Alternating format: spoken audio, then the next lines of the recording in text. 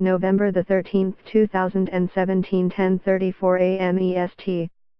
More than 400 American millionaires and billionaires are sending a letter to Congress this week urging Republican lawmakers not to cut their taxes.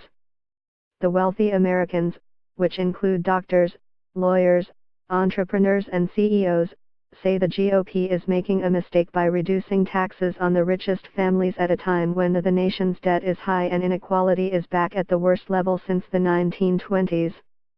The letter calls on Congress not to pass any tax bill that adds to the debt and that further exacerbates inequality. Instead of cutting taxes of the wealthy, the letter tells Congress to raise taxes on rich people like them. It is being released publicly this week, as Republicans debate legislation which would add $1.5 trillion to the debt to pay for widespread tax cuts for businesses and individuals. The letter was put together by Responsible Wealth, a group that advocates for progressive causes.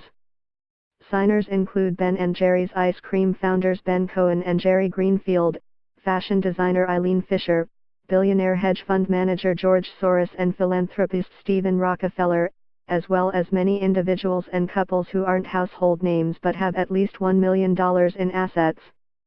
"I think a tax cut is absurd," said Robert Bob Crandall, a former American Airlines CEO who now lives in Florida, and added his name to the letter.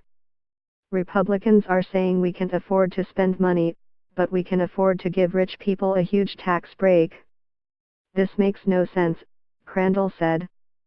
Cutting taxes on businesses and individuals is the centerpiece of Meganomics, President Donald Trump's plan to spur more growth and jobs in the country. The House and Senate have unveiled tax plans this month that they hope to pass and get on the president's desk by Christmas. While the House and Senate bill have substantial differences, both bills cut taxes, on average, for many millionaires and billionaires.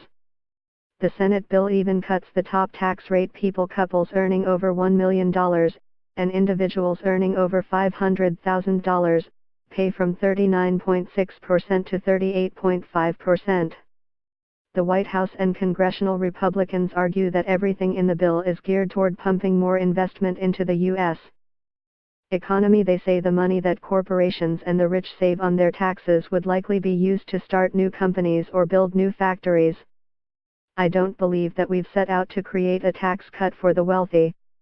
If someone's getting a tax cut, I'm not upset that they're getting a tax cut," Gary Cohn, the head of Trump's National Economic Council, said in an interview with CNBC last week. "Everything in our tax system is meant to encourage investment.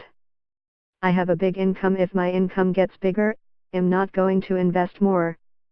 I'll just save more." But signers of the Responsible Wealth letter disagree, arguing that corporations are already at record profit levels and wealthy people don't need more money.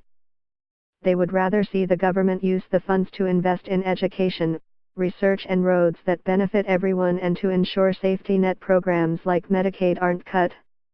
"I have a big income.